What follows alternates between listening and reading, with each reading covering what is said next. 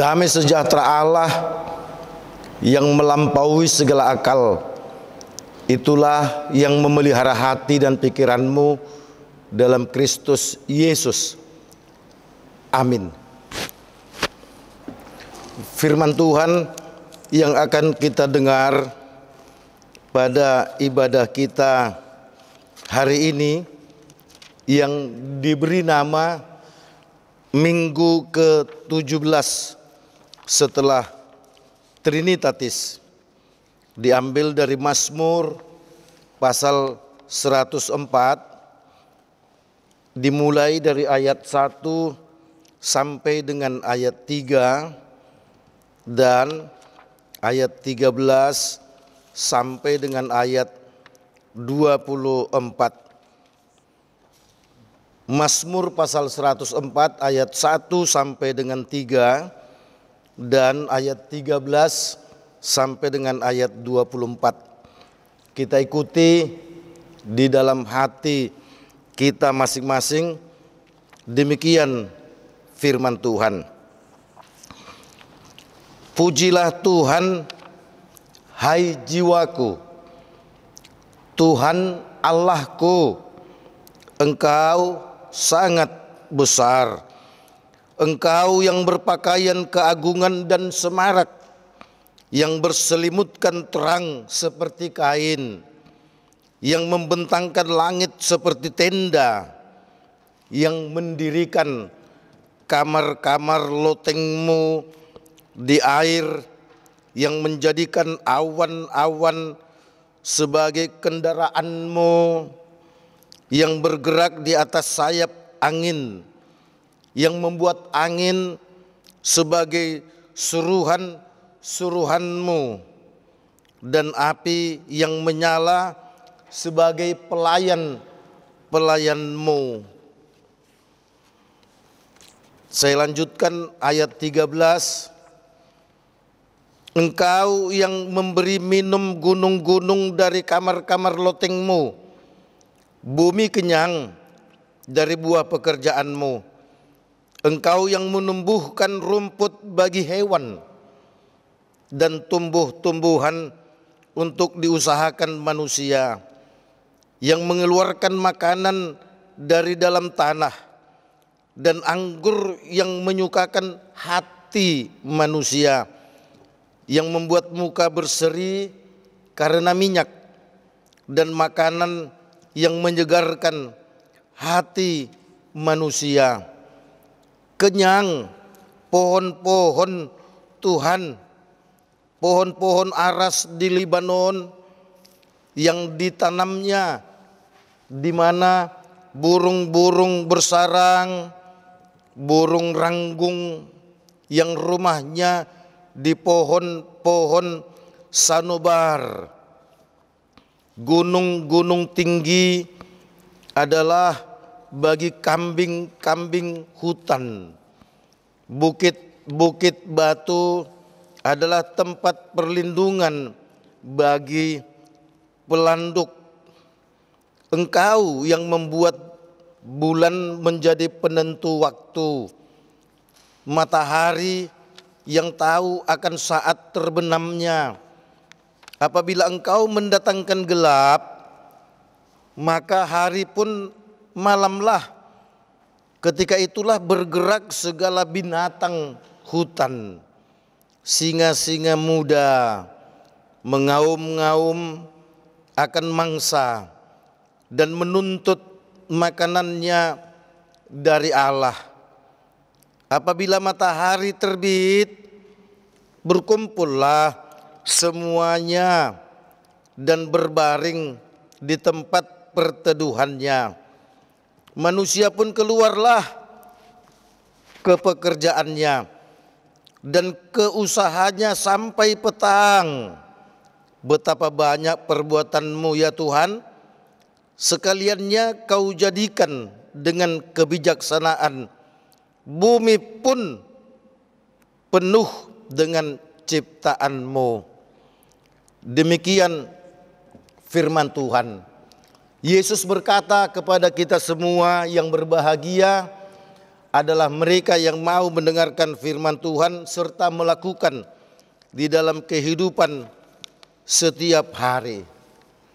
Saudaraku seiman yang dikasihi oleh Tuhan Yesus Kristus, jika kita memperhatikan alam semesta, ketika kita berdiri di tepi pantai, ketika kita berdiri di lereng gunung, ketika kita berada di tengah hutan, kita akan melihat dan takjub akan alam, dan semua itu adalah ciptaan Allah. Nah, saudaraku yang dikasihi oleh Tuhan Yesus Kristus, andaikan Tuhan tidak menciptakan laut, saya tidak bisa bayangkan bagaimana akan ada keterhubungan satu benua ke benua lain atau satu pulau ke pulau lain jika tidak ada laut. Maka semua akan ditempuh dengan transportasi udara. Ya, kita sebut saja Sumatera dengan Pulau Jawa yang dibatasi dengan Selat Sunda. Selat Sunda itu dalam ratusan meter, bahkan sampai ribuan meter dalamnya. Kita bisa bayangkan kalau sebuah tanah atau daratan itu dibatasi oleh lekukan yang begitu dalam, maka tidak mungkin akan dilakukan perjalanan darat, apalagi jembatan. Belum lagi kita bayangkan dari satu benua ke benua lain. Sehingga dengan adanya laut, maka Allah memberikan pengetahuan kepada manusia untuk membuat ada kapal. Sehingga dengan kapal bisa terjadi keterhubungan satu tempat ke tempat yang lain. Ya, secara sederhana saja kita bisa bayangkan Pulau Samosir. Kalau saja tidak ada air danau itu, betapa sulitnya orang dari Parapat mau ke Pulau Tomok atau mau ke Tomok, kecuali dia berputar dari Tele. Karena Danau Toba itu sampai 500 meter dalamnya. Nah, saudaraku yang dikasihi oleh Tuhan Yesus Kristus, ketika Tuhan menciptakan ada gunung batu yang begitu tinggi, mungkin kita sempat berpikir untuk apalah gunung batu yang tinggi itu. Ternyata saudaraku, gunung batu yang tinggi itu adalah tempat bersangkar burung-burung tertentu, tempat berteduh burung-burung tertentu, yang itu dibuat Tuhan untuk menyelamatkan burung itu dari ancaman binatang yang lain yang bisa memangsanya. Nah, saudaraku yang dikasihi oleh Tuhan Yesus Kristus, pemazmur melihat itu semua, betapa dunia ini diciptakan begitu dahsyat, begitu luar biasa, begitu mengagumkan, sehingga ia pun berkata, pujilah Tuhanku, Tuhan semesta alam, Tuhan Allahku, Engkau begitu besar, Engkau begitu hebat, Engkau begitu agung, yang berselimutkan terang dan seterusnya, yang mendirikan kamar-kamar loteng. Nah, saudaraku yang dikasihi oleh Tuhan Yesus Kristus, ternyata di udara ada awan. Awan-awan itu juga ternyata diciptakan oleh Tuhan juga untuk melindungi kala mana suhu panas itu mencapai ketinggian tertentu, sehingga awan itu juga dipakai untuk membuat ciptaan manusia yang ada di bumi menjadi berteduh. ketika dia dilindungi oleh awan. Bulan itu pun diciptakan oleh Tuhan ketika terjadi malam, maka malam yang gelap itu pun berubah menjadi ada cahaya terang oleh bulan itu. Ketika malam hari tiba, dikatakan bahwa sudah saatnya juga binatang-binatang yang ada di dalam hutan, maka mereka pun diberi kesempatan untuk keluar. Engkau membuat bulan menjadi penentu waktu. Matahari itu seakan tahu kapan dia akan terbenam. Kenapa harus terbenam? Kenapa bulan harus terbit? Saudaraku, dikatakan matahari terbenam untuk memberikan kesempatan kepada binatang-binatang yang di hutan, untuk mereka bergerak keluar dan mencari mangsa, mencari makanan. Singa-singa muda akan mengaum-ngaum, akan memangsa dan menuntut makanan dari Allah. Menuntut makanan dari Allah. Itu artinya Allah pun menyediakan makanan bagi binatang-binatang buas, termasuk ular sanca, ular piton atau ular sawah. Pada malam hari mereka keluar untuk mencari makan. Tentu tidak disalahkan kalau kemudian ada ular sanca, ada ular piton yang besar, kemudian memangsa seorang ibu, seorang bapak, atau seorang anak pada malam hari. Karena memang mereka sudah diberi waktu untuk keluar dari sangkarnya. Dan manusia juga sudah diberi waktu pada malam untuk istirahat, tidak lagi berkeliaran di tengah-tengah hutan atau di tengah-tengah semak. Sehingga kalau kemudian ada binatang buas, apakah itu memangsa orang-orang yang berkeliaran pada malam hari? Karena memang itu adalah waktu untuk para binatang buas mencari mangsa. Manusia dikatakan mereka bekerja pada siang hari. Ketika matahari telah terbenam, maka manusia pun harus beristirahat. Manusia pun keluarlah ke pekerjaannya dan ke usahanya sampai petang. Itu dikatakan di ayat 23. Manusia hanya bekerja pada saat petang saja. Itulah saudaraku, luar biasanya Tuhan menciptakan alam ini. Semua berputar, semua bergerak, tetapi sesuai dengan apa yang sudah diaturkan oleh Tuhan. Pernahkah kita membayangkan pesawat terbang itu bisa tabrakan di udara? Kadang kita berpikir aneh juga ya, kenapa bisa pesawat tabrakan di udara? Kenapa bisa kapal tabrakan di tengah laut? Padahal kapal itu sudah melihat dari kejauhan ada kapal. Padahal pesawat itu mereka bisa terbang sudah ditentukan dalam frekuensi tertentu. Tapi kapal dan pesawat bisa tabrakan, saudaraku. Itu semua menunjukkan bahwa ciptaan manusia tentu berbeda dengan ciptaan Allah. Ciptaan manusia itu adalah ciptaan yang tidak abadi, yang dia bisa saja terjadi hal-hal yang tidak pernah terbayangkan karena manusia penuh dengan kelemahan. Pernahkah kita membayangkan kalau saja matahari tabrakan dengan bumi? Pernahkah kita membayangkan kalau bumi tabrakan dengan bulan atau matahari dengan bulan? Tidak usahlah matahari tabrakan dengan bulan.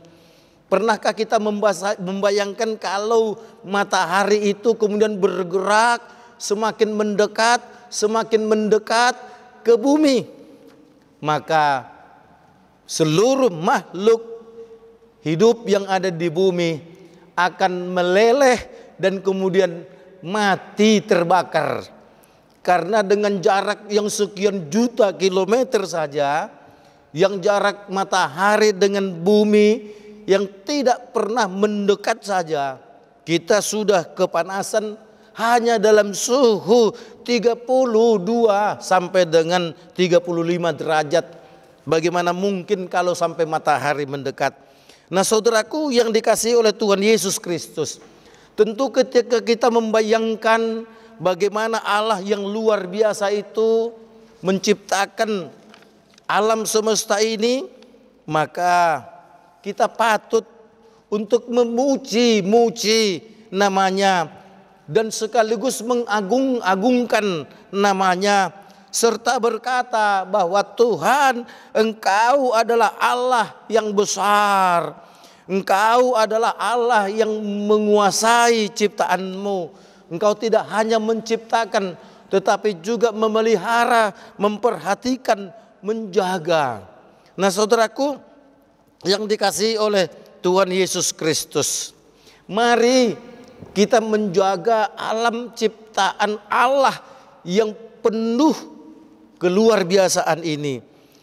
Ketika Allah menciptakan manusia, Allah memang berkata bahwa semua ini diperuntukkan untuk manusia, diperuntukkan, diberikan, bahkan manusia diberikan kuasa untuk menguasai seluruh ciptaan alam. Tentu kuasa itu bukan untuk kita pakai semena-mena. Kuasa itu juga kita pakai untuk memelihara ciptaan Allah terhadap alam semesta ini. Kita harus menjaganya, kita harus memperhatikannya. Sehingga dengan demikian saudaraku, kita pun bisa menyadari bahwa CO2 yang kita keluarkan dari pernafasan kita itu juga dibutuhkan oleh makhluk yang lain. Ketika kita menghirup O2 atau oksigen, itu juga yang diberikan oleh ciptaan Allah yang lain. Sehingga terjadilah saudaraku perputaran yang semuanya saling membutuhkan. Sehingga dengan demikian saudaraku, tak boleh kita anggap remeh terhadap ciptaan Allah yang lain. Kalau saja tidak ada semut, maka semut yang memangsa bangkaikah, atau semut yang memangsa atau apa sajakah, tentu itu juga akan menolong kehidupan manusia. Kalau saja ular kobra tidak ada, maka tikus-tikus akan bergentayangan untuk kemudian merusak tanaman apapun yang ditanam oleh petani. Maka petani pun akan gagal panen karena semua tanamannya telah dirusak oleh tikus tadi. Demikian juga ular kobra itu juga adalah makanan bagi ular yang lain dan sebagainya. Semua serba berputar saudaraku. Nah, itulah ciptaan Allah yang sangat luar biasa itu. Oleh karenanya saudaraku yang dikasihi oleh Tuhan Yesus Kristus, jangan kita ada seorang pun yang anggap enteng, yang anggap remeh terhadap ciptaan Allah apapun itu, dan semua kita patut untuk menghargai. Jangan sembarang menembak burung yang ada di pohon-pohon. Jangan engkau melatih dirimu untuk menjadi penembak yang jitu, kemudian menembak burung-burung yang ada di pohon. Sementara ketika engkau tembak burung itu, maka kemudian engkau biarkan dan engkau menganggap dirimu sudah pintar untuk menembak. Saudaraku yang dikasihi oleh Tuhan Yesus Kristus, itu adalah sebuah kejahatan. Jangan memburu binatang-binatang yang ada di hutan hanya untuk memuaskan nafsumu dengan melatih dirimu untuk menjadi pemburu yang handal dengan lemparan tombakmu mengenai binatang yang engkau sudah incar. Itu adalah sebuah kejahatan. Begitu juga saudaraku, ada banyak binatang-binatang yang sudah dilindungi oleh negara karena komunitasnya telah berkurang, saudaraku. Itu juga adalah sebuah kejahatan. Oleh karenanya bagi kita semua, mari kita bersama-sama untuk mengagungkan nama Allah dengan gaya kita. Manusia mengagungkan nama Allah dengan suara kita, dengan perkataan kita, dengan nyanyian kita. Binatang-binatang itu pun mengagungkan suara dengan gaya mereka. Pohon-pohon itu pun mengagungkan kehebatan Tuhan dengan gaya mereka. Sehingga seluruh ciptaan Allah sesungguhnya sama-sama dituntut dan wajib untuk membesarkan nama Allah yang telah menciptakannya.